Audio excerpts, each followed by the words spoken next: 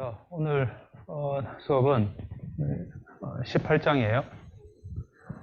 뉴럴 네트워크를 이제 학습하려면 어떻게 해야 되는가에 대해서 보도록 하겠습니다.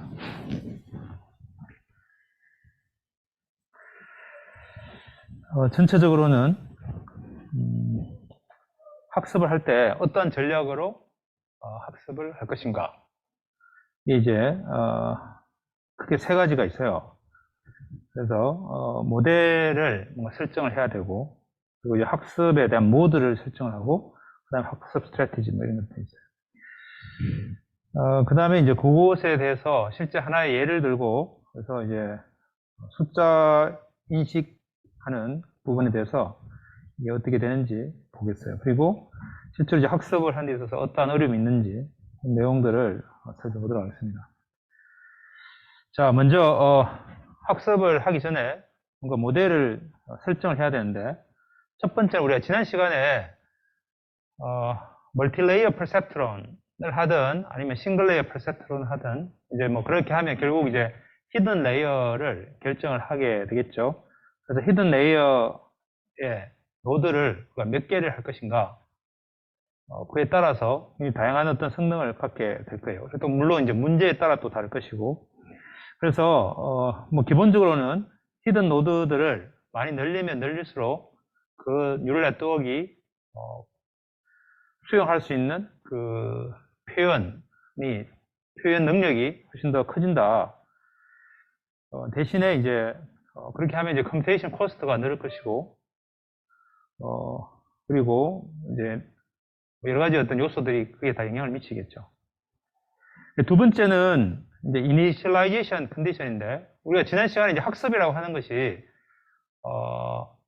입력이 들어갔을 때 우리가 원하는 결과가 나오도록 해야 되는데, 그 나오도록 하는 결과와 실제 그 뉴럴 네트워크를 지나가지고 나오는 어떤 결과, 그것의 차이를 좁혀가는 방향으로 웨이트를 수정하는 것이 학습이다, 이렇게 했어요. 그럴 때 이제 처음 시작할 때 그 웨이트의 초기화 과정이 항상 있어야 되겠다죠. 그래서 일반적으로는 굉장히 작은 랜덤 밸류를 사인해서 웨이트를 초기화하게 되겠습니다. 그리고 이게 학습을 하는 과정에서 그 학습에 대한 레이스이 있는데, 일반적으로 이제 1보다 작게 해서 우리가 목표치가 도달하도록 바로 이렇게 접근하는 게 아니라 그 방향으로 약간씩 웨이트를 수정하는 그런 방법으로 계속 이렇게 진행을 하는데, 이 역시 학습하는 중간에 우리 이제 변경을 할 수도 있을 거예요.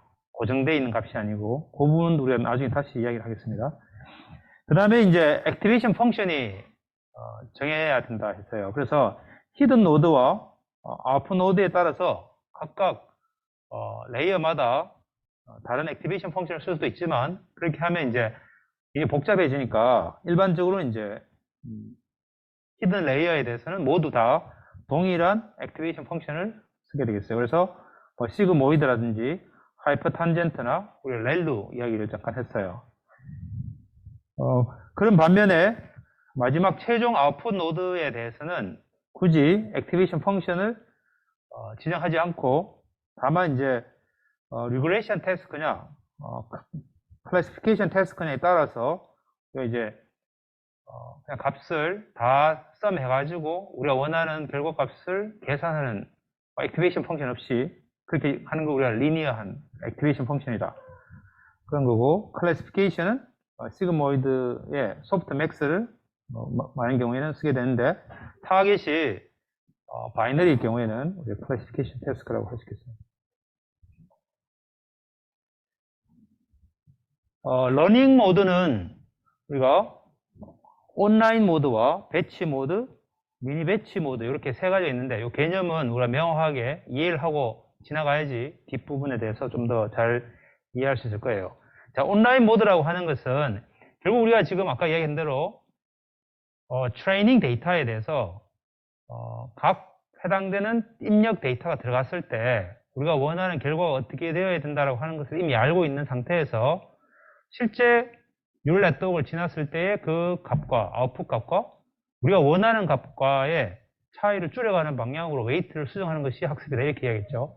자, 그럴 때 하나의 데이터를 넣어가지고 그 데이터에 대해서 우리가 원하는 결과가 나와야 되는데 나오지 않았다면 그것을 좁혀가는 방향으로 또 웨이트를 약간 수정하고 또 인풋 데이터 들어가면 그에 대해서 또 약간 수정하고 이런 식으로 하나의 어떤 각각의 데이터마다 웨이트를 조금씩 계속 업데이트하는 그런 방법을 우리가 온라인 모드라고 그렇게 이야기를 해요. 자, 그러면 N개의 샘플이 있다면 우리가 만약에 10만 개의 데이터를 학습한다고 하면 그 데이터 하나하나마다 웨이트를 약간씩 수정을 하니까 계속 왔다 갔다 하겠죠. 어떤 데이터에 대해서는 웨이트를 플러스 하라 그러고 어떤 데이터에 대해서는 웨이트를 마이너스 하라 그러고 그러면서 계속 왔다 갔다 하면서 그럴 거예요. 그래서 에러는 우리가 모든 데이터에 대해서 조금씩 웨이트를 업데이트하니까 굉장히 빠르게 에러가 줄어가는 방향으로 가겠지만 굉장히 언스테이블하다. 그죠?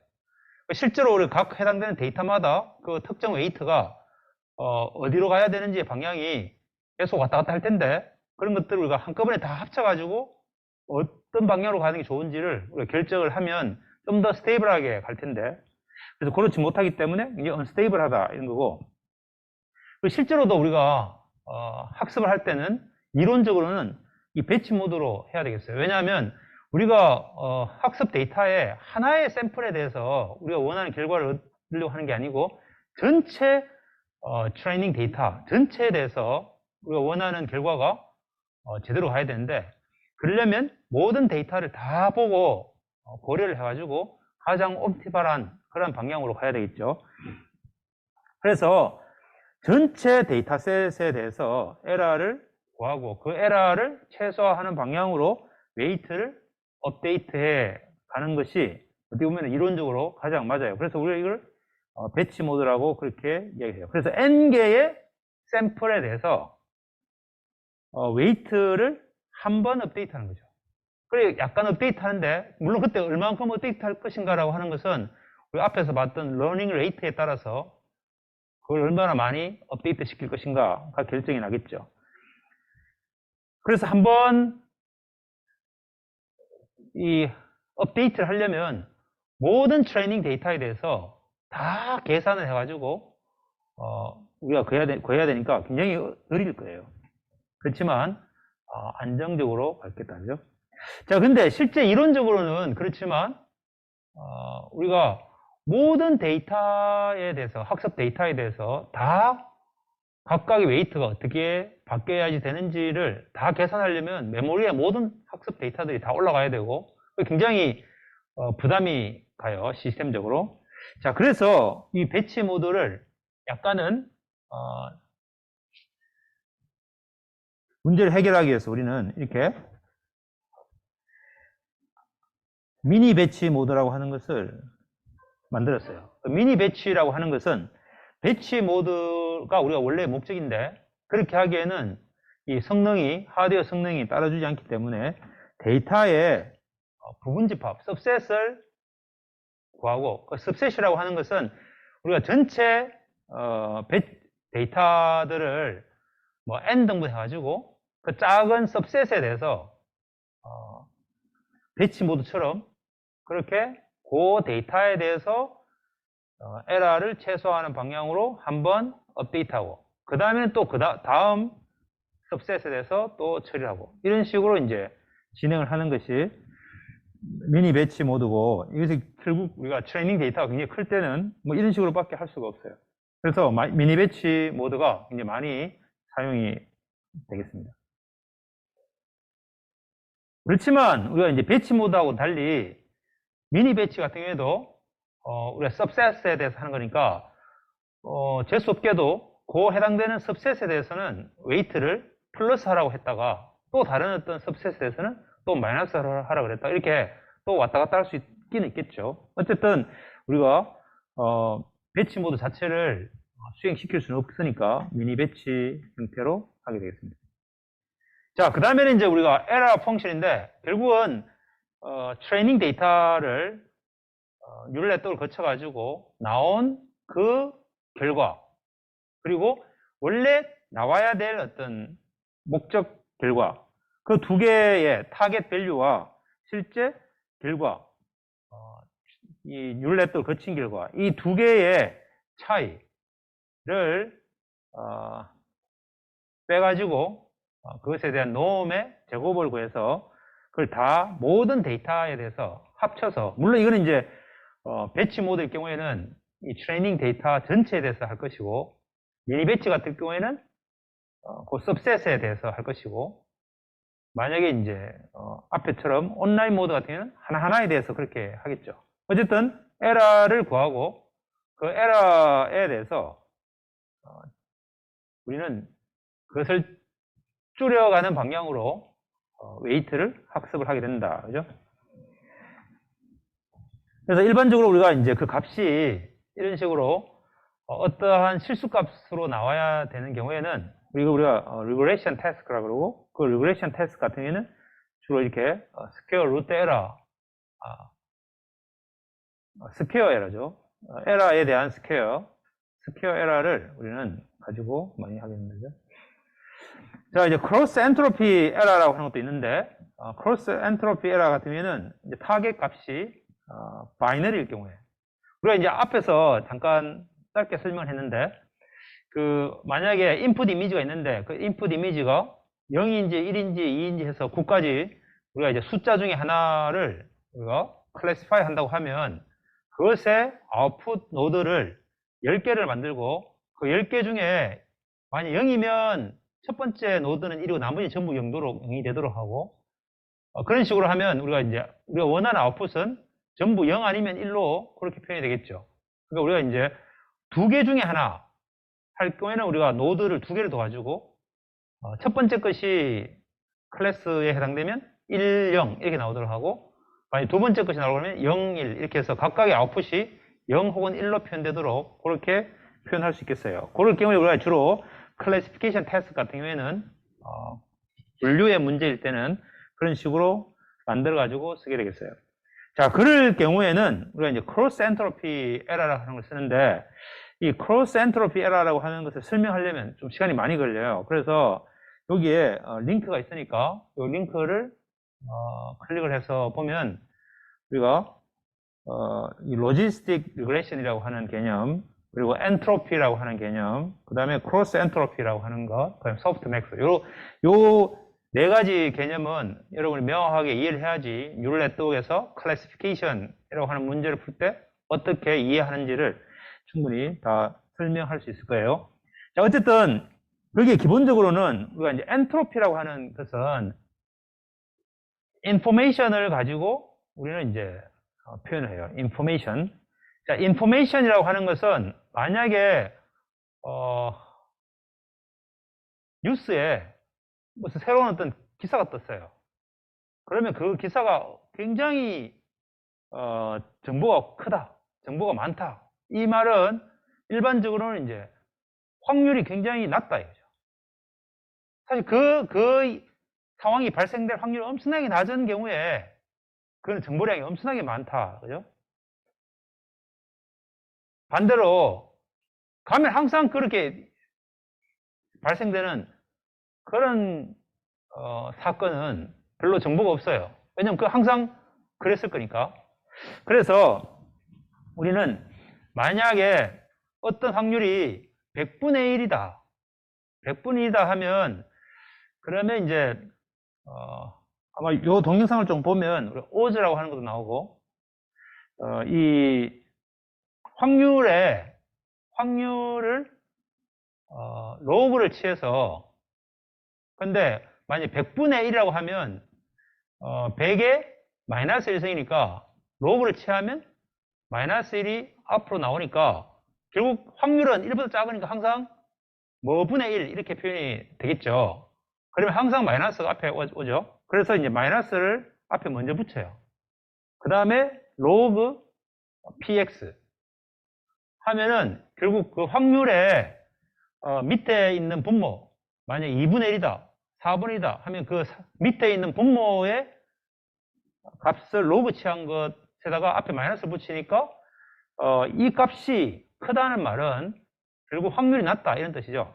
그래서 이걸 우리가 information이라고 그렇게 표현할 수 있겠어요. 그래서 이게 information theory에서는 마이너스 로그 px 이렇게 되어 있는 것이 information x라고 하는 이벤트의 정보라고 우리는 이야기해요. 자, 그러면 그 정보가 많다면 그것을 우리가 표현하기 위해서 얼마만큼의 정보량이 필요한가라고 하는 기대치를 우리는 그 인포메이션의 expectation이라고 해요. 자, 그러면 얘는 실제 마이너스 로그 px라고 하는 것이 확률 px만큼 있는 거죠. 그러니까 어떠한 그 정보량이 있는데 그 정보량이 거기다가 px를 다 곱해가지고 서메이션 하면 우리가 이게 expectation이에요. 그죠? 그래서 이것이 우리가 엔트로피라 그래요. 우리가 이걸 다 상세하게 설명하기 어려운데. 자, 그래서 우리가 이제 expectation이라고 하는 것이 만약에 주사위를 던졌을 때 앞면이 나올 확률, 뒷면이 나올 확률이 있는데 앞면이 나오면 1, 뒷면이 나오면 2 이렇게 해가지고 우리가 실제로 나올 기대치는 그러면 1.5가 되겠죠. 왜냐하면 1 곱하기 2분의 1이고 확률이 2분의 1이고 2 곱하기 2분의 1이죠. 내가 만약에 공지를 던져가지고 앞면에 나오면 여러분한테 100원 주고 뒷면에 나오면 여러분한테 100원 받아요. 그러면 기대치는 100 곱하기 2분의 1 더하기 100 곱하기 마이너스 100 곱하기 2분의 1 이렇게 해가지고 0이 되겠죠. 그러니까 어쨌든 expectation을 구할 때는 항상 실제 그것에 대한 그 값에다가 확률값을 곱하면 되죠. 그래서 이렇게 이제 엔트로피라고 표현이 돼요. 자, 근데 이때 우리가 이제 크로스 엔트로피라고 하는 것은 하나의 우리가 정보가 있고 또 다른 하나의 어떤 정보가 있어요. 근데 하나의 정보가 확률값이 있고 그에 대한 실제 정보량이 있고 이쪽에 또 확률값이 있고 정보량이 있어요. 자, 그러면 이 두 개를 가지고 서로 간에 엔트로피를 구하는데 한쪽의 것에 확률값을 쓰고 한쪽에 있는 정보량을 써가지고 구하면 이게 바로 크로스 엔트로피라고 이야기해요. 자, 그래서 이 크로스 엔트로피라고 하는 것은 우리가 여러 개의 어떤 클래스가 있죠. 아까 만약에 글자를 인식한다고 숫자 인식한다 하면 0부터 9까지 10개의 노드가 있는데 각각의 노드에 대해서 우리가 원하는 결과는 1, 0, 0, 0, 0이 나와야 되는데 그게 아니라 첫 번째 것은 뭐 0.7, 두 번째 것은 0.5, 세 번째 것은 뭐 0.1 이런 식으로 나왔다면 그 두 개가 서로 간에 얼마나 정보가 있는가 서로 간에. 그리고 우리가 이제 크로스 엔트로피를 가지고 쓰게 돼요. 그래서 요 함수가 여기 마이너스를 빼고 마이너스를 뺀 것은 이 값이 크면은 엔트로피가 크로스 엔트로피가 높은 건데 이걸 마이너스 빼뿌니까 얘가 최소화돼야 되겠죠. 그래서 여기에 타겟에 대한 확률값에다가 이 타겟의 확률값은 1, 0, 0, 0, 0 주로 이렇게 돼 있죠. 그리고 로그의 fk xi 세타는 요 뒤에 있는 qx가 되겠어요. 그래서 얘가 타겟이고 얘가 실제로 율렛떡을 거쳐난 후의 결과 이 두 개의 크로스 엔트로피를 가지고 이것을 최소화하는 방향으로 우리 학습을 하게 되겠다. 자, 그래서 이거에 대한 상세한 내용은 여기 링크가 있으니까 이 수업 자료에서 링크를 따라가서 동영상을 자세히 보면 충분히 설명이 되어 있으니까. 그래서 거기에 우리가 소프트 맥스 펑션이라고 하는 걸 쓰는데 그것도 왜 쓰는지 뭐 그런 걸 충분히 이해할 수 있을 거예요. 어쨌든 소프트 맥스 펑션은 각각의 아웃풋에 대해서 익스포넨셜을 취해가지고 그 전체를 다 더한 것뿐에 그 우리가 원하는 특정 노드의 익스포넨셜을 한 것.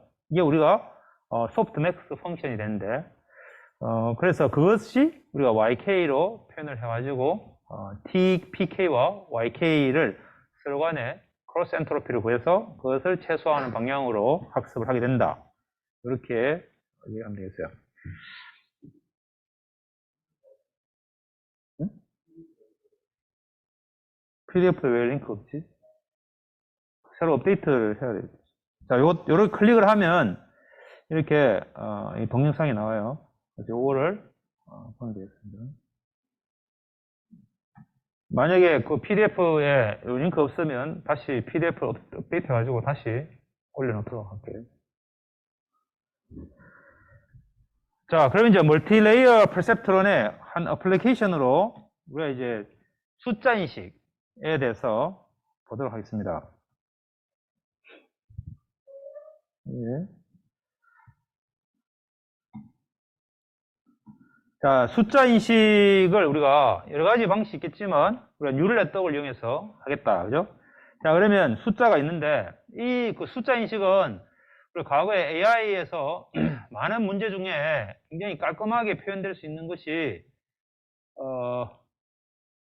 우편물을 보내면 우리가 이제 일찍부터 우편번호를 정해가지고 그 우편번호만 알면 얘가 어느 우체국으로 얘가 우편물이 가야 되는지를 자동으로 인식하기 위해서 봉투를 규격화하고 그 봉투의 특정 부분에 우리 사각형으로 해가지고 거기에 이렇게 우편번호를 적도록 그 우편번호는 0부터 9까지의 숫자로 되어 있는데 그래서 그 숫자를 빠르게 인식을 하는 어떤 그러한 자동화된 시스템이 있으면 이 엄청나게 많은 어떤 우편물을 빠르게 배송을 할 수 있었다. 그죠?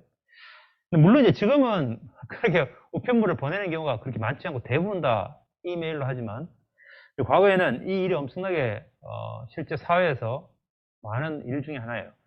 그래서 인풋이 규격화되어 있는 요걸 우리가 이제 스캔해가지고 카메라로 스캔해서 요것에 대해서 하얀색 바탕에 까만 글 혹은 까만색 바탕에 흰 글로 이거는 뭐 그냥 교체하면 되니까 이렇게 표현이 되어 있다 이거죠. 많은 경우에는 우리가 영상에서는 얘를 0이 까맣고 하얀 것이 1이죠. 그래서 이 값이 하얀 것을 형태로 우리가 많이 표현을 하는데 실제로 우리가 입력은 하얀색 바탕에 검정색 볼펜으로 숫자를 쓰게 되니까 아마 이걸 우리가 입력 들어갈 때는 이렇게 인버스 시켜가지고 입력이 들어가야 되겠어요. 자, 그래서 이 X라고 하는 데이터가 들어가면 여기에 있는 뉴럴 네트워크를 거쳐가지고 타겟 아웃풋을 아까 우리 얘기한 대로 10개의 노드가 있는데 10개 노드 중에서 전부 0이고 0, 1, 2에 해당되는 요 2라고 하는 노드만 값이 1이고 나머지는 전부 0이 되는 그런 것이 우리가 원하는 아웃풋이 되겠어요. 여기에 뭐 0이 빠져 있네요. 자, 그래서 이걸 우리가 멀티레이어 퍼셉트론으로 문제를 풀어보자, 그죠? 그러면 뭐 간단하죠. 입력은 얘를 쭉 하나의 노드마다 하나씩 픽셀 값을 배정하고 그 다음에 이제 히든 레이어를 우리가 몇 개를 할 것인가 정해야 되고 그 다음에 그 히든 레이어마다 노드를 몇 개를 해야 될지 정하고 그 다음에 웨이트는 아무렇게나 랜덤하게 준 후에 그 다음에 이제 결과를 뽑아보고 우리가 원하는 결과가 아니니까 다시 이거를 줄여가는 방향으로 웨이트를 수정한다. 이게 이제 기본적인 학습 방법이죠. 근데 아까 얘기한 대로 얘가 만약 배치라면 하나의 트레이닝 데이터가 아니고 뭐 10만 개의 데이터 전체를 다 쫙 했을 때 나온 결과들을 다 일일이 서메이션 디퍼런스를 구해가지고 제곱해가지고 다 해야 되니까 굉장히 복잡한 연산이에요. 자, 그래서 디지트 레코니션이라고 하는 것은 숫자를 막 인식한다는 것보다는 앞에서 봤듯이 클래시피케이션이에요. 그냥 0부터 9까지라고 하는 10개의 클래스 중에 무엇인지를 그냥 알아가는 거니까 일종의 우리가 시험으로 치면 주관식이 아니고 객관식이다. 객관식일 때는 최소한 10개 중에 하나 찍으면 되니까 몰라도 그러니까 이 클래시피케이션이라고 하는 게 실제로는 그런 문제예요. 근데 이거를 우리가 recognition이라고 붙이니까 굉장히 어려운 태스크로 인식이 돼요. 근데 실제 우리가 AI에서는 클래시피케이션 문제다. 자, 그래서 이런 부분들을 AI가 발전하기 위해서 중요한 부분 중에 하나가 데이터를 미리 다 동일한 데이터를 두고 여러 어떤 알고리즘들이 서로 경쟁을 해가지고 동일한 데이터에 대해서 누가 더 성능이 좋은가 라고 하는 어떤 그런 벤치마킹 데이터를 일찍부터 컴퓨터 비전 쪽에서는 다 정립을 해가지고 공개를 하고 서로 간에 공정한 어떤 경쟁을 하도록 그렇게 했어요. 그래서 나오는 어떤 벤치마크 데이터들이 굉장히 많이 있는데 그 중에 하나가 MNIST라고 하는 데이터가 되겠어요. 그래서 MNIST 데이터는 이런 모양으로 되어 있어요. 그래서 물론 이제 이게 실제 우편 번호에 있는 것을 스캔한 데이터일 수도 있고 아니면 그 당시에 아마 대학원생들이 일일이 막 손으로 작업했을 수도 있고 어쨌든 우리가 미리 구축되어 있는 데이터가 있다 이죠. 그래서 여기는 트레이닝 학습 데이터가 6만 개고 테스트 데이터가 10,000개예요. 그래서 테스트 데이터는 절대 학습하는데 쓰면 안 돼요. 그래서 트레이닝 데이터만 가지고 학습을 다 한 후에 그 다음에 테스트 데이터하고 물론 테스트 데이터도 아웃풋, 타겟 아웃풋이 뭔지를 우리가 이미 다 정해놔야 되겠죠. 그리고 인풋은 28x28의 그레이 이미지로 돼 있다. 그리고 타겟 밸류는 0에서 9 사이에 있는 값으로 항상 모든 인풋 이미지마다 레이블이 다 들어있어요. 이걸 우리는 정답지라고 그러죠. 그라운드 트루스라고 그래요. 자, 그래서 먼저 프리프로세싱을 하게 되는데 프리프로세싱은 인풋 데이터를 0에서 255까지의 어떤 그런 범위로 하는 것보다는 0에서 1 사이 보통 우리가 이제 노멀라이제이션을 해가지고 정기화해서 0에서 1 사이의 값으로 표현을 많이 해요. 그래서 인풋의 밸류를 굉장히 값이 크면은 그 웨이트를 통과해가지고 나온 결과값 자체도 굉장히 커지니까 그러면 우리가 아웃풋이 0에서 1 사이의 값으로 매핑되도록 우리가 아웃풋을 그렇게 정했는데 그 사이에 이 값이 너무 줄여야 되죠. 그래서 인풋을 우리가 어떤 라지 인풋의 밸류가 들어가면 우리가 액티베이션 펑션에서도 x 값이 굉장히 커지면 다 세츄레이션 돼가지고 굉장히 위쪽에 있기 때문에 그래서 항상 노멀라이즈 해가지고 0에서 1 사이 값으로 바꿔요. 그래서 얘가 그냥 x 값을 255로 나누면 되겠지. 자, 그 다음에 이제 물론 이 식은 최고값 빼기 최저값 나누기 분의 현재값 빼기 최저값 이렇게 돼 있는 게 일반적인 우리가 이퀘이션이겠어요. 자, 그래서 패턴 레코니션의 아웃풋 값은 바로 아웃풋의 노드가 개수 넘버가 되겠다. 그래서 그 아웃풋 노드의 넘버가 클래스의 넘버가 되도록 그렇게 하고 이걸 우리가 원핫 인코딩이라고 하는데 전체 다 0이고 실제 우리가 원하는 아웃풋 클래스만 1로 표현되어 있는 그런 형태의 모양이 물론 일반적으로 우리가 쭉 해가지고 아웃풋 하나만 노드 딱 두고 아웃풋이 클래스 0이면 0, 1이면 1, 2면 2 이렇게 표현하면 좋겠지만 그것에서는 굉장히 복잡한 문제가 들어있어요. 그렇게만 하면. 그렇게 했다는 말은 우리가 0에서 1이라고 하는 값으로 올라가고 1에서 2라고 하는 값으로 올라갈 때 클래스 1, 우리가 글자 1이라고 하는 것과 글자 2라고 하는 것이 우리는 그렇게 학습이 되어 있지만 실제 어떤 그 패턴의 모양의 관점에서 봤을 때 0과 1은 1이라고 하는 거리의 차이가 있고 1과 2는 또 1이라고 하는 거리 차이 있고 0과 2는 2라고 하는 거리 차이가 있도록 그렇게 학습이 돼야 되는데 실제로는 그렇지 않아요. 패턴이라고 하는 것은 단순히 우리가 그냥 0, 1, 2, 3이라고 하는 클래스를 그냥 그렇게 배치했을 뿐이지 물론 이걸 숫자로 표현해가지고 의미적으로는 거리라고 하는 것을 0과 2라는 거리와 0과 4라고 하는 거리는 2배 차이 난다는 걸 우리가 알지만 패턴의 관점에서 봤을 때는 그냥 여러 개 중에 그냥 하나죠. 그래서 우리가 만약에 사지선당에서 시험 문제에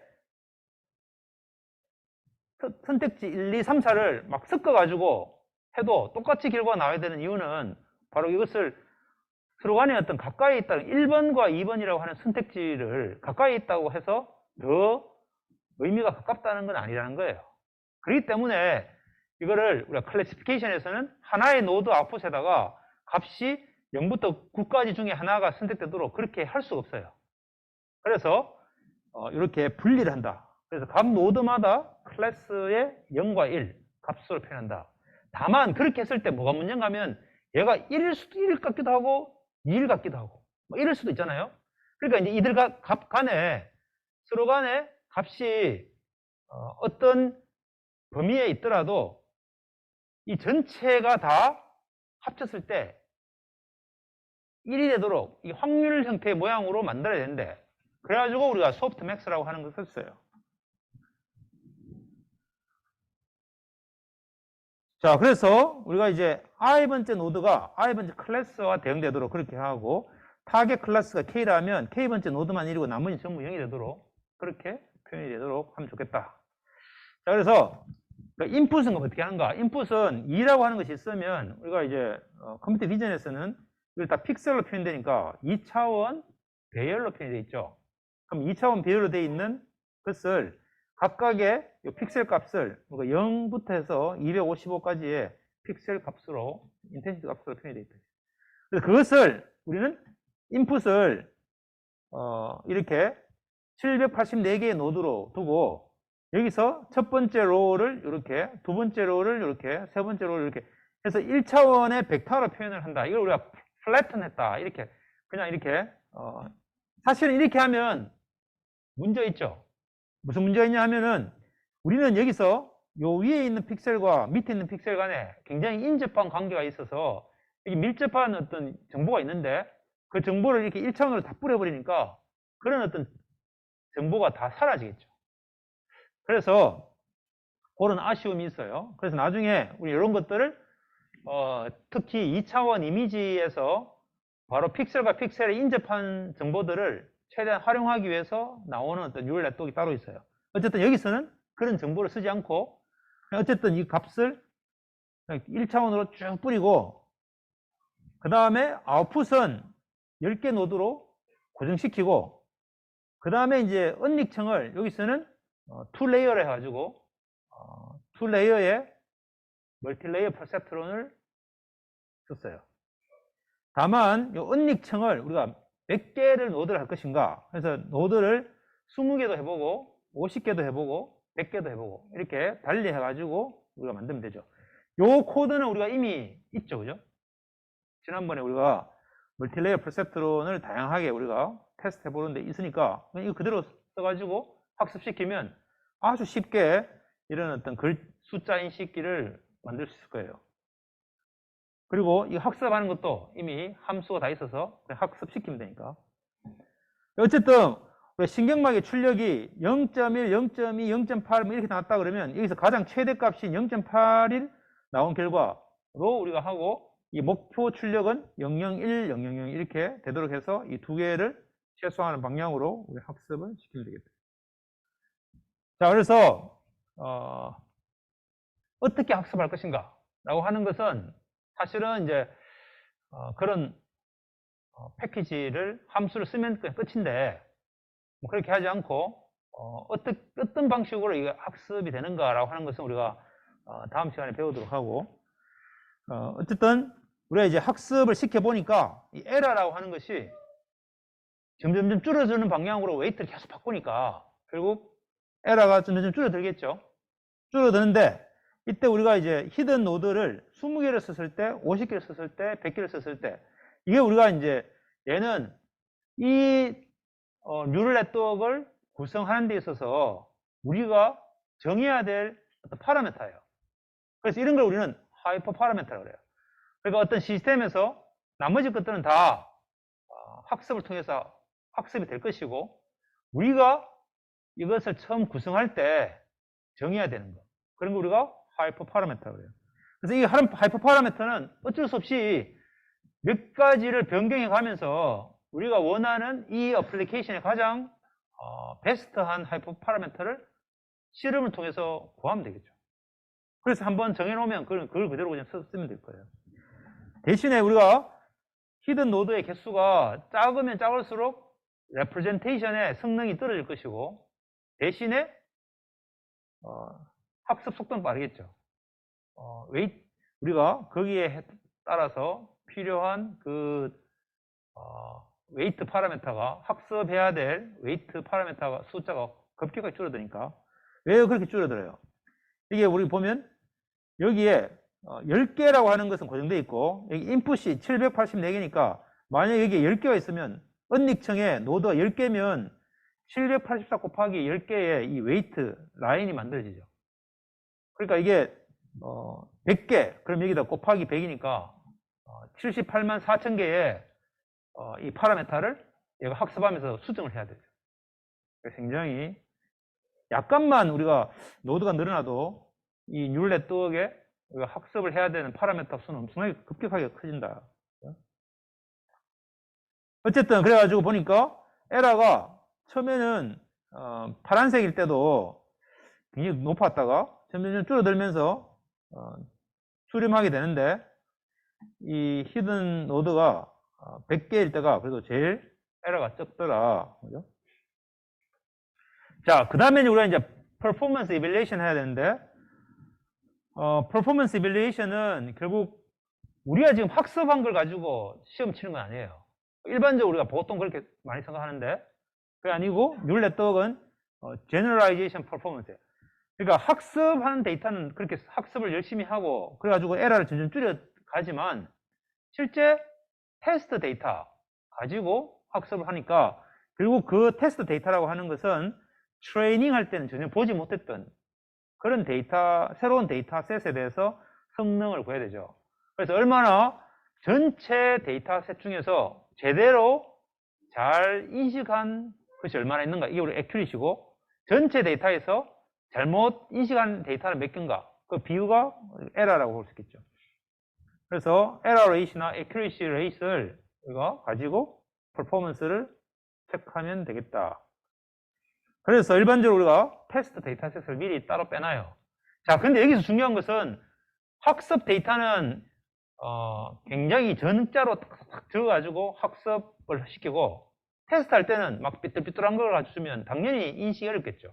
그 말은 무슨 말인가 하면 학습 데이터와 그 다음에 테스트 데이터, 이것이 다 합쳐가지고 랜덤하게 막 섞어가지고 그 중에서 그냥 몇 개, 어느 부분은 트레이닝용으로 쓰고 어떤 부분은 테스트용으로 써야지, 이게 미리 처음부터 학습 데이터는 여기서 반 딱 잘라가지고 이쪽에 있는 학생한테서부터 학습 데이터를 모으고, 그 다음에 테스트 데이터는 이쪽 학생을 모으면 그거에 따라서 또 데이터가 달라지겠죠.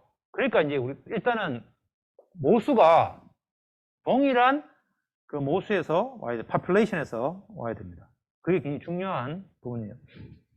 자, 그럼에도 불구하고 우리가 이제 학습을 할 때 아까 배치 모드 같은 경우에는 만약에 100만 장이 있으면 100만 장을 가지고 다 해가지고 에러를 구한 후에 웨이트를 약간 이제 수정시키고 전체 다 그렇게 한번 한 걸 우리는 에폭이라고 그래요. 에폭.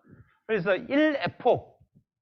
그런데 미니 배치 같은 경우에는 부분 집합을 가지고 보내가지고 데이터를 구한 후에 에러를 구한 후에 그걸 가지고 학습을 하는, 그럼 그게 1에폭이 되겠어요. 그래서 학습을 하는 그 과정 속에서 얼마나 많은 반복을 하는가, 그게 우리가 에폭수라고 하는데, 그 에폭수를 계속 막 오랫동안 학습을 하면 계속 점점 그 학습 데이터에 열심히 맞춰가지고 에러를 최소화하는 방향으로 계속 가겠죠.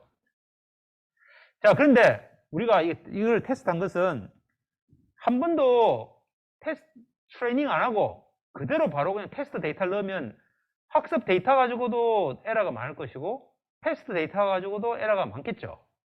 근데 그래가지고 한 번 학습을 하고 또 테스트 데이터 가지고 해보고 또 한 번 더 학습을 더 하고 또 테스트 데이터 가지고 해보고, 이렇게 하면 결국 테스트 데이터에 대한 오차와 학습 데이터에 대한 오차, 이 값을 우리가 항상 에러를 찍어볼 수 있을 거예요.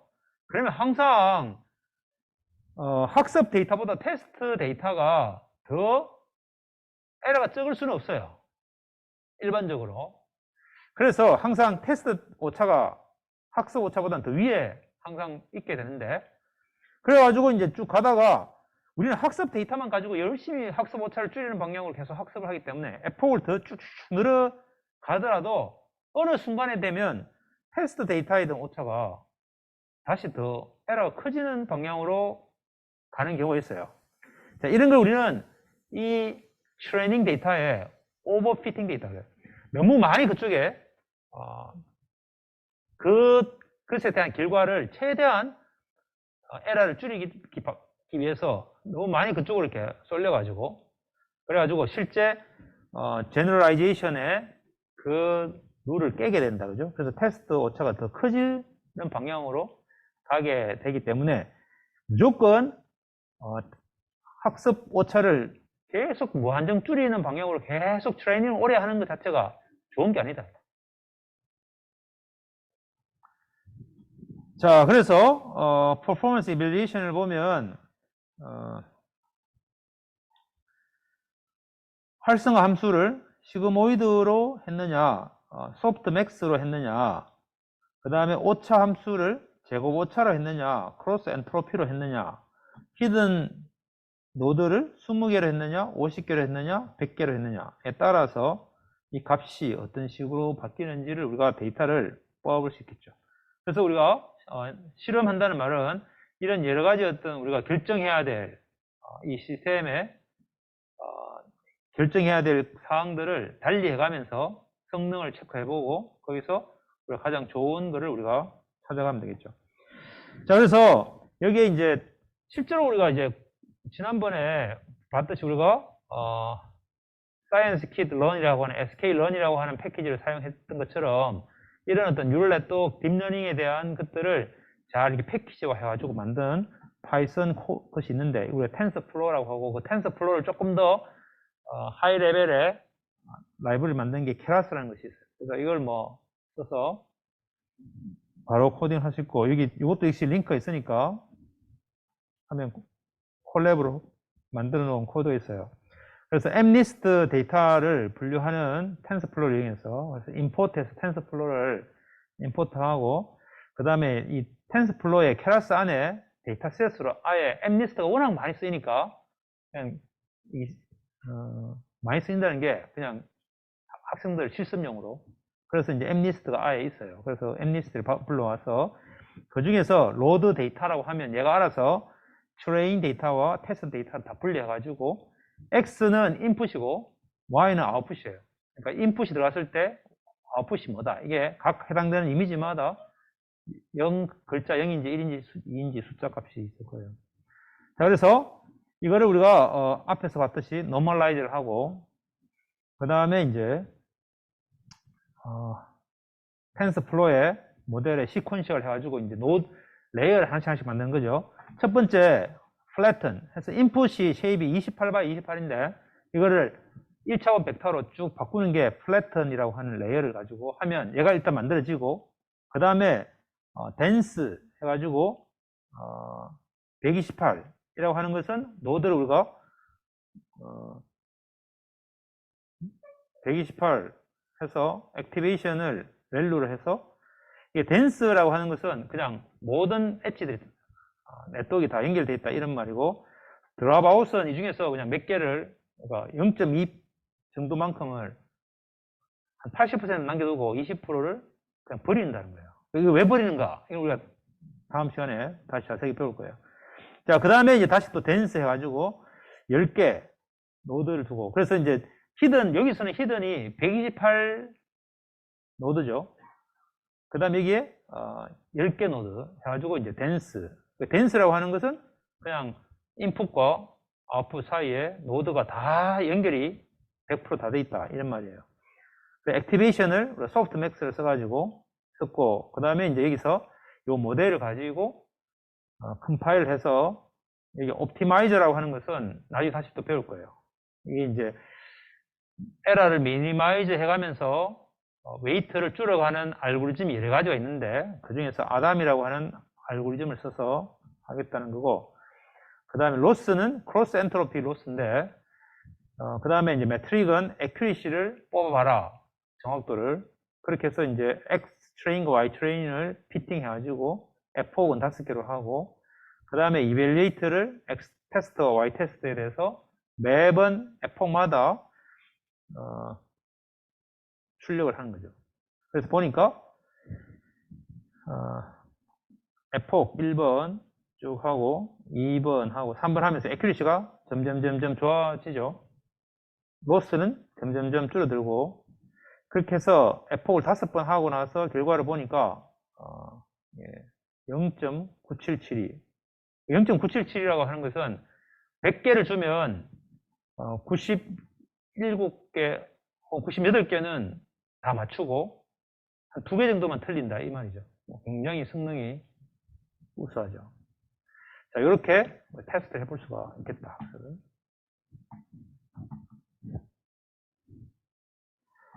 자, 그래서 우리가 이제 학습을 하는 데 있어서 어떤 어려움이 있는가?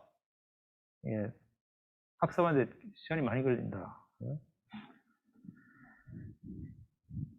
자, 그래서 우리가 멀티레이어 퍼셉트론이라고 하는 것이 있는데, 멀티레이어 퍼셉트론은 기본적으로 덴스 네트워크이기 때문에 인풋 노드와 중간 히든 노드 사이에 모든 노드들 사이에 다 커넥션이 있어가지고 그만큼 웨이트, 우리가 학습해야 될 파라미터가 많이 늘어난다, 그죠? 그렇기 때문에 만약에 레이어를 여러 개 두면 둘수록 계속 이 노드 개수 곱하기 이 노드, 각 레이어마다 노드들 곱해가지고 그 곱한 만큼이 웨이트가 계속 막 늘어나기 때문에 그만큼 노드가 레이어가 늘어날수록 레프레젠테이션은 굉장히 더 막강해지죠. 그래서 뭐 분류하기도 좋고 성능은 점점 좋아지겠어요. 대신에 그렇게 하면 파라미터 수가 계속 늘어나니까 이 학습하는데 어렵게 된다.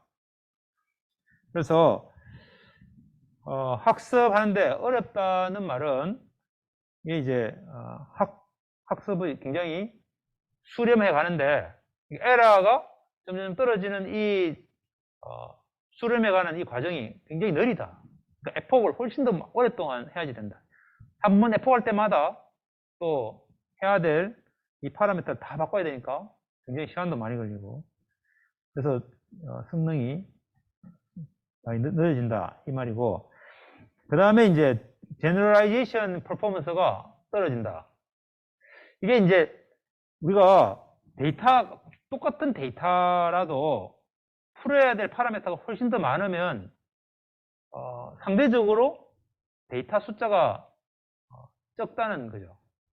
그래가지고 만약에 여러분한테 미리 시험 치기 전에 예상 문제를 푸는데 예상 문제를 한 2문제만 딱 주고 연습을 한 후에 시험 친다 하면 그거에 대해서는 굉장히 잘 풀 텐데 실제 테스트 데이터에 대해서는 잘 못 풀어요. 근데 미리 예행 연습하는 연습 문제를 엄청나게 많이 풀면은 그러면 웬만한 문제가 들어도 잘 풀겠죠. 그러니까 우리가 이제 이 제너럴라이제이션이 좋다 이 말이죠. 야, 근데 내가 이제 시험 범위가 더 많다면 그러면 시험 문제가 더 많아야 되겠죠. 근데 동일한 어떤 시험 만약에 연습 문제를 한 3문제만 푸는데 그 시험 문제의 범위가 작은 거하고 굉장히 큰 거하고 이 것의 개념을 생각해 보면 되겠어요. 그래서 이 히든 레이어가 많다는 것은 그만큼 시험 문제가 많다는 거죠. 여기 있는 파라미터가 풀어야 될 파라미터가 훨씬 더 많으니까 상대적으로 롤 제너럴라이제이션이 된다 이 말이에요. 자, 그래서 이러한 것들을 해결하기 위한 방법이 데이터를 훨씬 더 많이 주는 것이, 그죠? 그래서 이 파라미터를 충분히 풀 수 있도록 이 데이터를 많이 준다. 대신에 이제 또 이 계산하는 데 시간이 많이 걸리니까 이런 어떤 GPU 하드웨어에 도움을 많이 받도록 하자.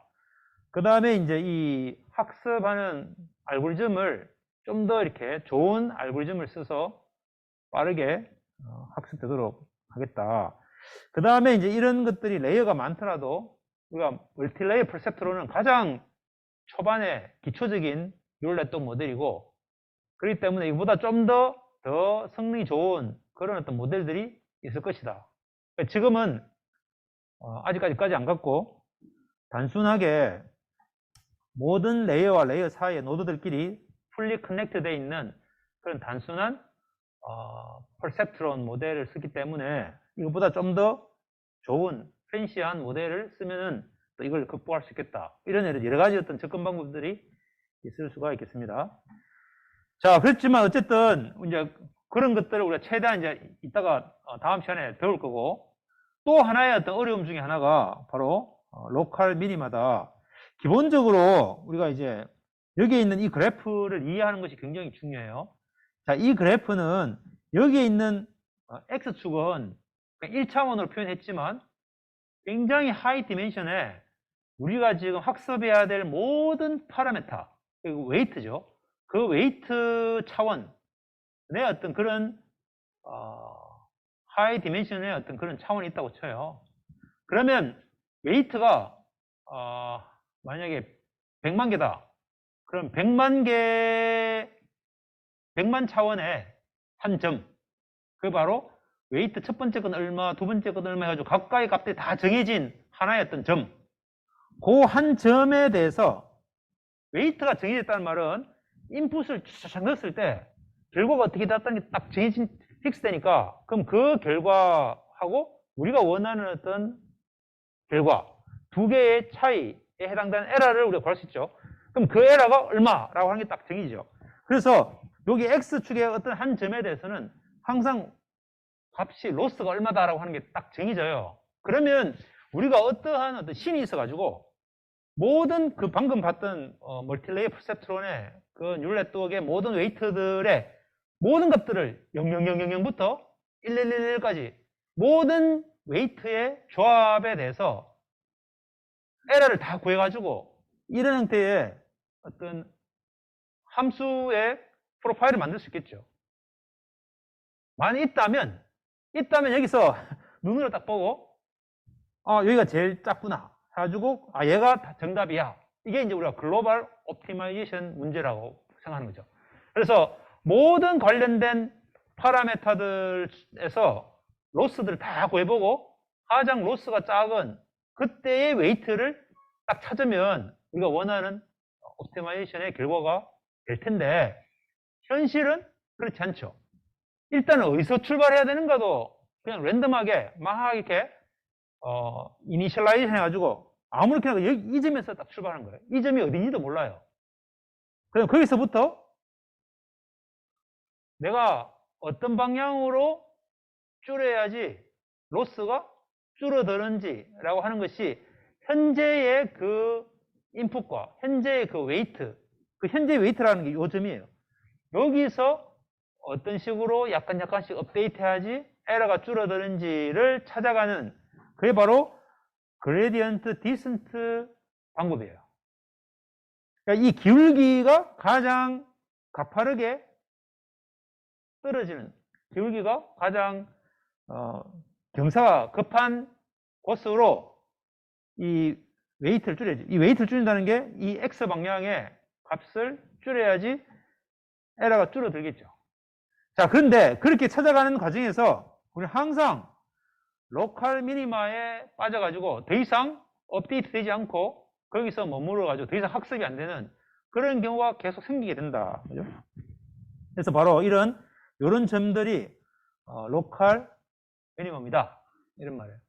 자, 근데 또 다른 이론적인 것에서는 파라미터가 워낙 많기 때문에, 그래서 이 파라미터가 많은 어떤 공간상에서 사실은 이런 로컬 미니마라고 하는 게 거의 존재하지 않는다. 뭐 이렇게 주장하는 것도 있어요. 그러니까 로컬 미니마가 만들어지려면 모든 웨이트들에 대해서 모든 방향으로 약간 수정했을 때 항상 그 에러가 어느 한쪽으로 다 커져야 되겠죠. 근데 그렇지 않다 이죠. 자, 어쨌든 이제 우리 이론적으로는 어쨌든 이런 로컬 미니마에 빠져가지고 학습이 잘 안 되는 그런 경우가 있을 수가 있다.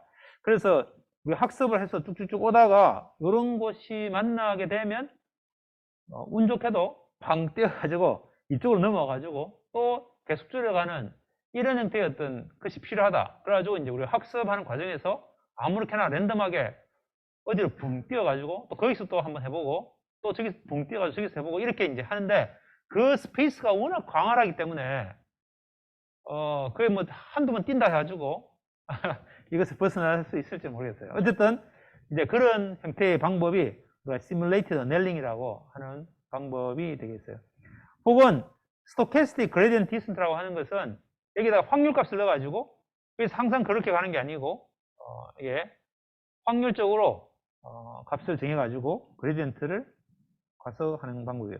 그래서 보면은 배치는 이렇게 쭉 따라가서 가는 거고, 근데 배치를 할 수 없고 아까 우리가 얘기한 대로 트레이닝 데이터가 워낙 크기 때문에 부분적으로 해가지고 하니까 사실은 원래는 이쪽 방향으로 내려가야 되는데 부분 데이터만 가지고 하니까 실제로는 이제 얘가 제일 가파르다가 이쪽 방향으로 갔다가 또 이쪽 방향으로 갔다가 막 이렇게 왔다 갔다 하는 이게 우리가 미니 배치고, 스토캐스틱은 여기다가 랜덤 제너레이션을 해가지고 그 방향을 조금 랜덤하게 선택하도록 뭐 그렇게 하는 거죠. 혹은 우리가 이제 데이터 자체를 랜덤하게 그냥 선택해가지고 만약 미니 배치의 사이즈가 만약에 한꺼번에 처리하는 게 한 1000개밖에 못한다. 그러면 랜덤하게 1000개를 선택해가지고 트레이닝 데이터를 선택해가지고 뭐 한다든지 뭐 이렇게 하면 이제 이게 스토캐스틱하게 되게 되겠어요. 자, 근데 이제 슬로우 러닝 컨버전스라고 하는 것은 결국은 이게 이제 학습하는 과정에서 이 에러 값들이 점점 줄어들다가 어느 한 순간에 그렇게 에러가 줄어들지 않고 거의 고정된 상태로 있도록 하는 그런 어떤 플래트 프로블럼이 있을 수 있다. 그죠? 그래서 이런 어떤 형태가 되었을 때는 이때는 세타 값을 많이 바꿔가지고 빨리빨리 벗어나도록 그렇게 하면 좋겠다. 그래가지고 이 기울기에 이 델타 세타가 이렇게 비례하도록 그렇게 해서 해보자. 그죠? 이게 조금 반대 개념인데 어쨌든 이게 기울기가 작으면 이 세타 값을 많이 변경시켜 가지고 해야 되는데, 그래서 그레디언트가 작으면 이게 러닝이 천천히 이루어지기 때문에 그래서 우리는 이거를 조금 아답티브하게 바꿔서 처리를 할 수 있겠다. 그죠? 자, 그 다음에 이제 플래튜라고 하는 것이 왜 생기는가? 이게 이제 실제 기울기가 계속 있지 않고 이 완만한 지역들이 가끔씩 생기게 되는데 왜 그런가 보면은 우리가 이제 이게 그 말 안장을 예를 보면 이게 이제 말 안장에서 봤을 때 이쪽 축으로는 얘가 이런 이거를 컨케이브라고 하죠. 오목하다고 하고, 그 다음에 이쪽 다른 한쪽으로는 이게 이제 만약 이게 2차 다항식으로 생각해 보면 얘는 x제곱이 마이너스 형태로 되어 있고 얘는 x제곱이 플러스 형태로, y는 x제곱이 이게 플러스 방향으로 있죠. 이렇게 이제 이걸 우리가 컨벡스하고 이걸 우리가 컨케이브라고 하는데, 이 컨벡스한 것과 컨케이브한 것들이 각 해당되는 축마다 서로 교차될 경우에는 항상 이런 지점이 이 그레디언트가 없이 그러니까 0에 가까운 그러한 점들이 있게 되는데 이걸 우리가 새들 포인트라고 그래요. 그래서 이게 디멘션이 엄청나게 큰 어떤 공간상에서 모든 애들이 동일하게 다 오목한 컨벡스한 형태로 돼야지 아까 로컬 미니머가 있다고 했는데 그런 점들이 사실은 익히기가 굉장히 어려워요. 어떤 디멘션이 엄청나게 크기 때문에. 대신에 이런 케이스들은 많이 있을 수 있다 이거죠. 어떤 애들은 그 지점에서 위로 올라가고 어떤 애들은 밑으로 내려가고 그런 것들이 막 섞여 있는 거죠. 그래서 섞여 있으면 항상 이런 새들 포인트들이 만들어지게 돼가지고 그런 지점에서 이렇게 플래튜가 있다. 플래투가 있다는 게 그 기울기가 그 0에 가까운 그런 지점들이 있어서 기본적으로 우리가 이제 옵티마이제이션은 그레디언트 디센트 메소드인데 그레디언트 디스턴트라고 하는 것은 이 옵티마이제이션 해야 될 어떤 함수, 이 로스 펑션 함수에 있으면 그 로스 펑션 함수에 기울기가 있어야지 그 기울기 방향으로 해서 반대 방향으로 계속 값을 떨어뜨리는 방향으로 이제 찾아가게 된다 이거죠. 근데 그러니까 여러분이 이제 산에서 내려온다고 하면 결국 내려가는 방향으로 계속 가는 거죠. 자, 그런데 어느 지점이 바로 이런 새들 포인트가 있으면 그러면 이제 로컬한 부분에서는 기울기가 없기 때문에 그래서 더 이상 안 내려간다. 자, 그 다음에 이제 또 vanishing gradient라고 하는 개념이 있는데 이 vanishing gradient라고 하는 것은 기울기 값이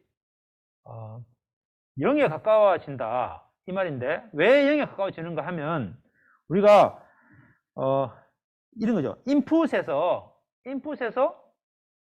입력이 들어갔는데 입력이 들어갔을 때 이 데이터 값이 들어갔을 때 우리가 여러 개의 어떤 레이어를 거쳐 가지고 결과를 얻었겠죠. 그럼 그 결과를 얻은 값이 실제 아웃풋과 차이, 그리고 에러라고 그랬고 그 에러를 줄여가는 방향으로 이 앞에 있는 웨이트를 수정하자 했죠.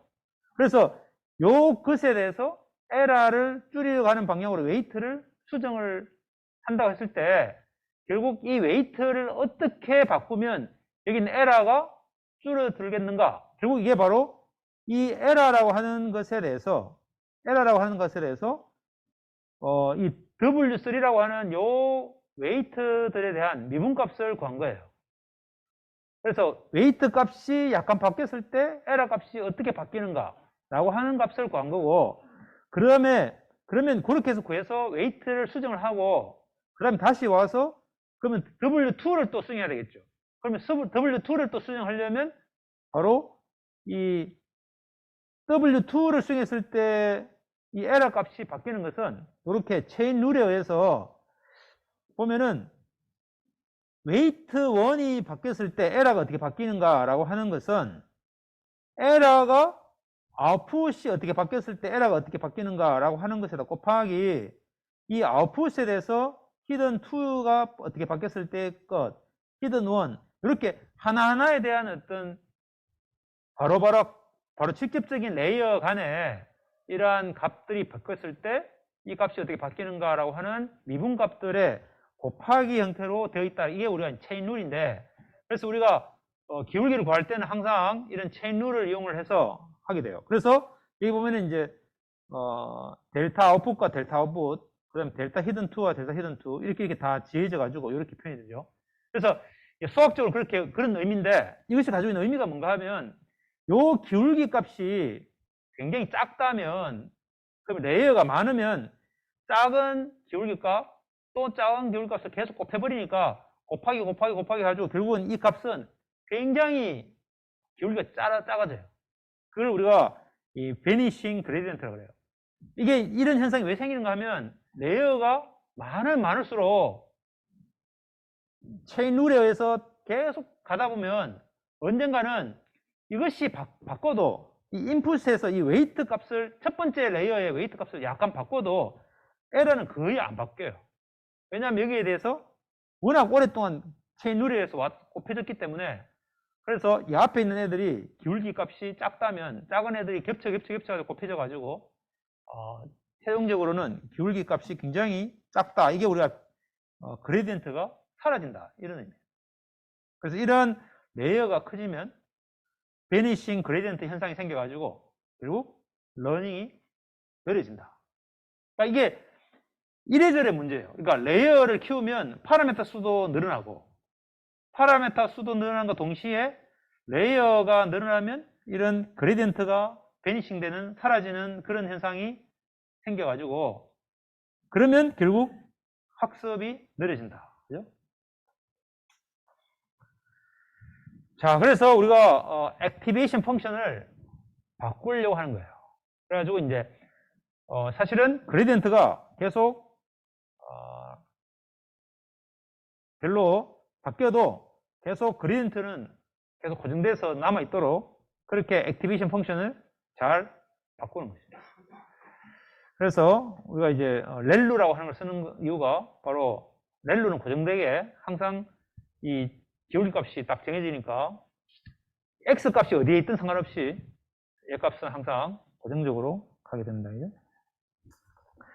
자, 그래서 이걸 보면 우리가 액티베이션 펑션을 어떻게 바꾸면 어떤 현상이 생기는지를 보여주려고 하는데, 우리가 이제 어떤 x 값이 있는데 어떤 x 값에서 이 만약에 액티베이션 펑션이 시그모이드 펑션이면 요 0에 가까우면, 아웃풋이 0에 가까우면 그러면 기울기가 굉장히 클 텐데, 얘가 굉장히 값이 작거나 혹은 값이 굉장히 커지면 거의 기울기 값이 없겠죠. 그러면 그 기울기 값이 작은 값들이 결국은 여기에 체인 룰에 의해서 어떤 하나라도 그런 쪽에 가 있으면 전체 값이 다 줄어들겠지, 전체가. 그래가지고 그레디언트가 엄청나게 작아지는 그런 현상이 생기는데, 그래서 렐루를 쓰면은, 렐루는 이쪽 마이너스 쪽에서는 기울기가 0이고 플러스 쪽에서는 이 직선이기 때문에 기울기가 콘스턴트죠. 그래서 이게 기울기 값이 딱 고정된다 이거죠. 빨간색 얘가 기울기예요. 그래서 x 값이 많이 변하더라도 항상 고정된 기울기 값이 유지되는 그런 어떤 성능이 있어요, 렐루는. 그래서 시그모이드는 0에 가까울 때는 그레디언트가 크지만 굉장히 작거나 크면, 우리가 이걸 셀 세츄레이션 됐다 이러는데, 그 세츄레이션 되면 전혀 반응이 없게 된다 이죠. 기울기가 0에 가까워져가지고.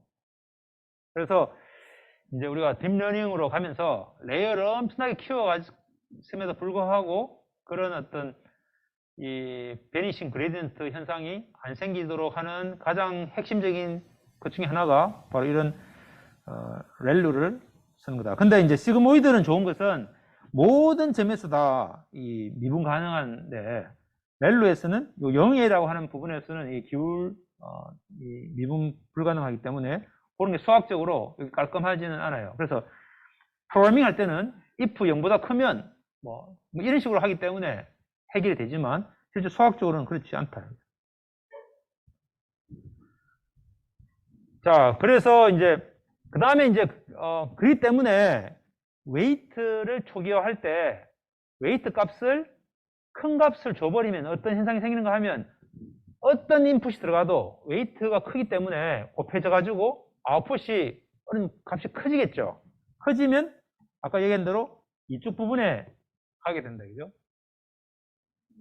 혹은 뭐 이쪽 부분에 갈 수도 있고. 그래서 이 그레디언트가 작아지는 현상이 생겨가지고 문제가 되는데, 그래서 우리가 이제 물론 이것도 우리가 렐루를 쓰면 해결되지만, 만약에 그렇지 않다면 이 액티베이션 펑션이 만약에 탄젠타 H 형태의 어떤 액티베이션 펑션이라면, 그러면 요 0에서부터 어느 정도 범위 내에로 웨이트를 초기화하면 인풋 값에 따라서 무관하게 아웃풋 값이 요 부분에 있게 돼 가지고 이 그레디언트가 굉장히 크게 돼서 학습을 하는데 문제가 없다. 그래서 이제 대략 요 범위 안에 있어야 된다. 이 플러스 마이너스 범위에, 뭐 그런 의미예요. 어쨌든 요것을 벗어나면 그레디언트가 줄어들어 가지고 슬로우 러닝에 대한 상황이 된다 이런 거고. 자, 그 다음에 이제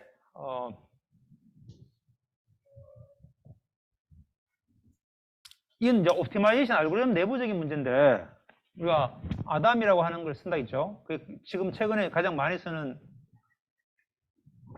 근데 그 전에 이제 이론적으로는 이런 거예요. 이론적으로는 얘가 이제 밑에 있는 현재의 파라미터 학습을 할 때, 지금 타우라고 하는 시간에, t라고 하는 시간에 현재의 파라미터 세타가 있는데, 여기서 델타 세타 t라고 하는 것을 구해가지고 이만큼을 대가지고 그 다음 세타, 이게 있다. 웨이트의 그 공간상에 있는 값이라고 했어요. 웨이트 값.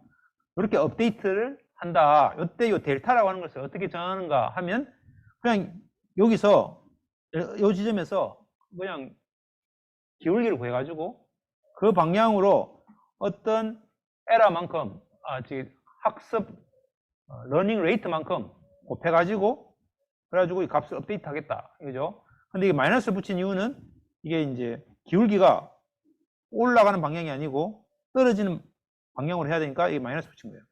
자, 그래서 E에 세타 T의 에라 함수에다가 이거에 기울 값을 구해가지고 그것에 러닝 레이스를 곱하고 마이너스 붙여가지고 업데이트하면 되는데, 이렇게 하니까 그냥 그때마다 그 위치에서의 기울기 방향으로 무조건 막 내려가는 거예요. 자, 근데 여러분이 산을 타고 이제 집으로 내려가려고 하행을 하다가 산행을 한 중간에 내가 계속 방향을 어떻게 하다 보니까 이쪽 방향으로 계속 내려간다 하면 그 사이에 돌무더기가 하나 있더라도 우리 내려오는 방향으로 계속 내려가는 게 좋겠죠. 아주 디테일하게 우리가 전체적인 그 그림을 모르는 상태에서 로컬한 부분에서 그 로컬한 어떤 기울기 방향으로 하다 보면 거기에 약간의 어떤 모양의 형태에 따라서 왔다 갔다 하면서 막 계속 거기서 머물 거예요. 그래서 우리는 오던 방향이 있으면 그 오던 방향을 좀 유지하면서 가자. 이게 우리가 이제 모멘텀이라고 하는 거 쓰는 거예요. 이 모멘텀이라고 하는 게 결국 그 전에 델타 t 마이너스, 그러니까 이것은 그 전에 우리가 이렇게 오겠다라고 했던 그 방향에다가 어떤 값을 곱하고, 물론 이걸 전적으로 다 쓰면 우리 최근에 업데이트된 걸 안 쓰고 계속 옛날에 오던 방향으로는 계속 가겠죠.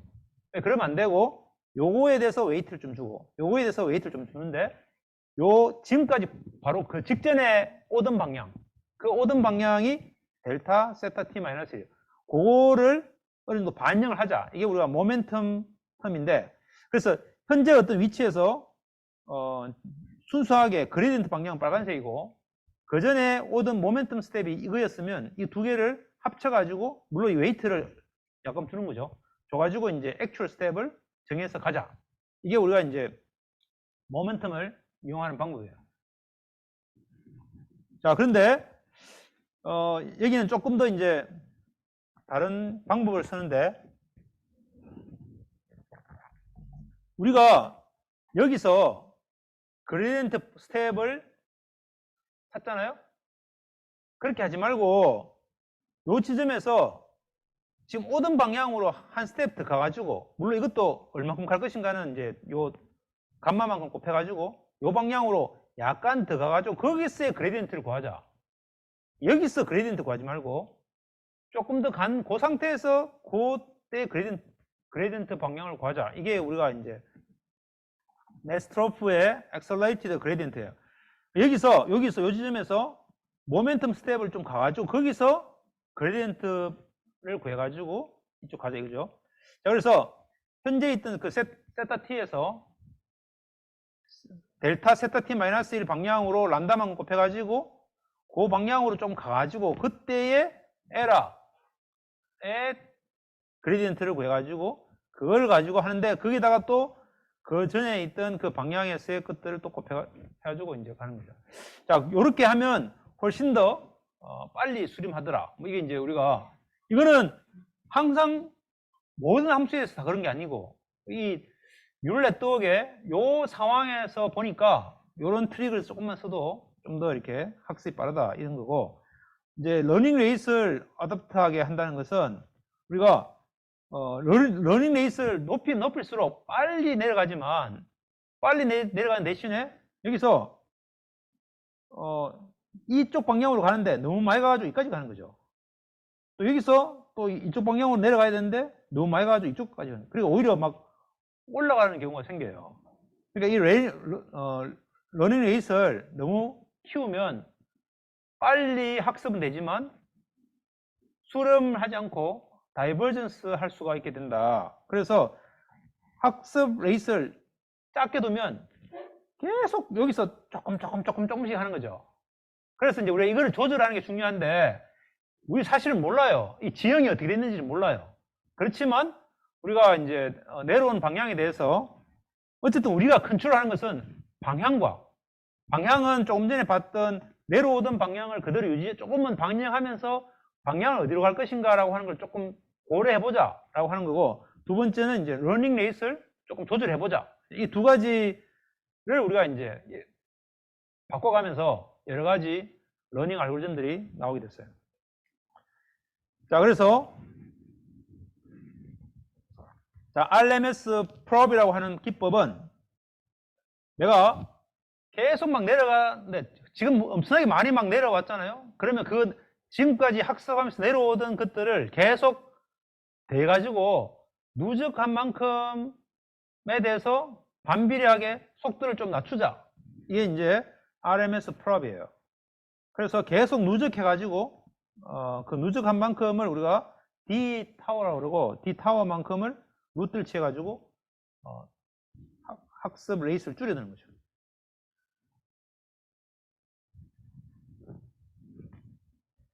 그 다음에 뭐 아다 델타라고 하는 것은 또 반대로 얘들이 이제 계속 얘는 지금 기울기를 계속 누적해가지고 하는 거고, 얘는 지금까지 오던 방향의 델타들을 계속 제곱해가지고 계속 누적해가지고 그것에 대해서 가는 방향으로 계속 이 델타만큼을 계속 대가지고 누적한 만큼에 대해서 계속 그 방향으로 더 가도록 하자 이 말이고, 요 두 개가 조금 반대의 개념인데, 하나는 요 기울기가 계속 급격하게 많이 내려왔으면 그러면 조금 줄여가자 이런 거지. 그렇죠? 얘는 X 방향으로 이 델타 세타만큼을 계속 조금 가는 식으로 가지 말고 조금 누적됐던 것을 합쳐가지고 계속 그 방향으로 계속 더 많이 가자 이 말이고, 그래서 요게 이제 방향은 모멘텀 방향을 쓰고 이 러닝 레이스는 여기 있는 것처럼 이 델타의 기울기의 제곱에 대해서 누적해가지고 줄여주자. 이게 우리 RMS 프로브인데, 이 두 개를 같이 쓴 방법을 우리가 아답티브 모멘텀이라 가지고 이 아담이라고 하는 방법이에요. 지금 현재 우리가 뉴럴 네트워크에서는 가장 많이 파퓰러하게 쓰는 러닝 알고리즘이 아담이기 때문에 우리가 앞에서 우리가 봤던 것처럼 그냥 이 패키지에서 아까 우리 봤던 것처럼 그냥 옵티마이저를 그냥 아담이라고 쓰면 그냥 지금까지 봤던 그걸 그냥 쓰는 거예요. 자, 그래서 시간이 거의 다 돼서 빨리 진행하도록 하겠습니다. 자, 그 다음에 이제 오버피팅이라고 하는 것이 있는데 여기 이제 배치 노멀라이제이션이라고 하는 것을 쓰는데, 요거는 우리 다음 시간에 또 나오니까 그때 다시 좀 설명을 하도록 해요. 자, 어쨌든 이 원래의 데이터가 분포가 평균을 기준으로 해가지고 빨간색 것처럼 이런 식으로 분포가 쫙 되어 있는데, 어떤 이 액티베이션 펑션을 한번 거치고 나니까 얘가 계속 값이 요 위쪽으로 올라가가지고 이쪽 값들로 많이 이렇게 쉬프트 되어 있는 그런 식으로 되어 있으면 또 한 번 더 거치면 또 이렇게 되고 해가지고 결국 여러 레이어를 거치면 이 데이터 분포가 전부 플러스 위쪽으로 올라가도록 돼가지고, 그 말은 마이오르카 됐단 말은 우리가 이제 액티베이션 펑션에 한쪽으로 기울어져 가지고 모든 데이터의 아웃풋의 결과가 다 한쪽 끝에 있게 되겠죠. 그럼 우리가 이제 셀이 세츄레이션 돼 있다 뭐 이렇게 이야기도 하고, 아니면 이것에 대한 분포가 한쪽으로 이렇게 너무 스큐돼 있다 이렇게 이야기하기도 해요. 그러면 역시 학습 속도가 떨어지게 되는데, 그래서 이걸 우리가 한번 할 때마다 전체가 다 평균값이 0이 되고 플러스 마이너스가 균형을 이루도록 그렇게 하는 게 우리가 노멀라이제이션이라고 하는 거예요. 그래서 그런 노멀라이제이션을 하면 이런 문제들이 한 레이어 때마다 다시 균형을 잡게 된다 그런 거예요. 그것도 우리 나중에 조금 더 자세하게 배울 거예요. 자, 그 다음에 이제 오버피팅 프로블럼이 있는데, 오버피팅은 실제 어떤 학습 데이터에 너무 몰입해가지고 거기에 에러를 최소화하는 방향으로 하다 보면 제너라이제이션이 깨지고 테스트 데이터에 대해서는 오히려 에러가 커진다. 그게 우리가 오버피팅 프로블럼이다 그랬어요. 그래서 학습을 하는 데 있어서 실제 우리가 이것에 대한 원래의 근본적인 모델이 있어야 되고 그 근본적인 모델에 맞춰서 클래시피케이션 해야 되는데, 그렇지 않고 여기에 있는 테스트 데이터가 이런 모양이라고 해가지고 여기에 맞춰가지고 막 하다 보면 굉장히 복잡한 그림 모양의 이런 복잡한 모델로 막 억지로 막 피팅이 되어 있으면 오히려 나중에 테스트 데이터에 대해서 에러가 훨씬 더 커지게 된다, 이런 의미가 되겠습니다. 자, 그래서 우리가 이제 오버피팅을 방지하는 방법 중에 하나가 스탑, 얼리 스탑 하자. 그래서 이 오버피팅하는 구간이 항상 있긴 있는데 그것보다 바로 그 전에 에폭을 줄여가지고 학습을 스탑시키는 것이 중요하다, 뭐 그런 거예요.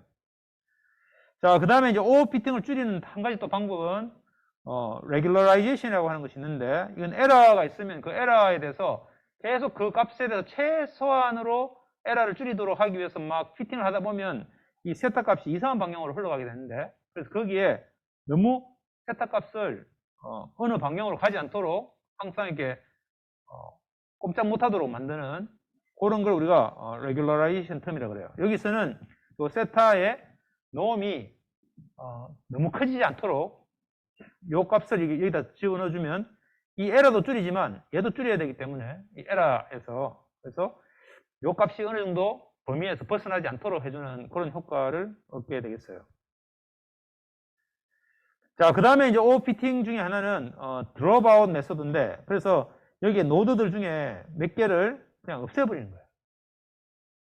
없애버린다는 말은 거꾸로 말하면 여기 있는 웨이트들을 어떤 인풋이 들어오더라도 다 0으로 해준다는 거하고 똑같은 효과예요. 그러니까 아예 거기 있는 값들을 오히려 좀 덜 쓰는 거죠. 그렇게 하면 얘가 이 오버피팅이 줄어든다 한 거고, 그 다음에 아니면 이제 데이터셋을 훨씬 더 많이 쓰는 거예요. 데이터셋을 충분하게 많이 쓰면 오버피팅이 줄어든다. 그래서 데이터가 딱 주어져 있는데 그것에서 우리가 오버피팅을 줄이는 방법은 원래 오리지널 데이터에서 약간씩 변형시켜 가지고 굉장히 다양한 데이터들을 많이 만들어내는 걸 우리가 데이터 오그멘테이션이라고 그래요. 그래서 그 데이터 오그멘테이션을 써가지고 하는데, 그 데이터에 노이즈를 쓰거나 아니면 스케일링, 로테이션, 트랜슬레이션 뭐 이런 것들을 써서 하는데, 예를 들면 이런 거죠. 만약에 이제 고양이 데이터가 있으면 이 고양이 데이터를 약간 이렇게 잘라가지고 또 쓰고, 또 이걸 뒤집어도 쓰고, 아니면 이거 부분적으로 크롭 해가지고도 쓰고, 이렇게 해서 데이터가 하나 있으면 하나를 가지고 굉장히 많이 제너레이션 하는 거예요. 예를 들면 여기에 이 계획 사진이 있으면 이걸 가지고 이렇게 엄청나게 많은 요 한 영상 가지고 약간의 이제 밝기를 줄이거나 아니면 뭐 크롭하거나 또 뒤집거나 이렇게 막 다양하게 가지고 엄청나게 많은 데이터들을 만들어 가지고 학습을 시키면 이 데이터가 많은 것처럼 효과가 똑같다, 이죠.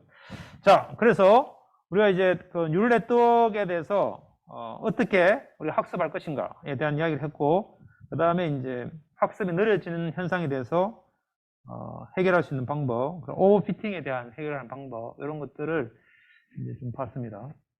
자, 그래서 오늘 수업은 여기서 마치고 혹시 질문 있으면 질문 받도록 하겠습니다.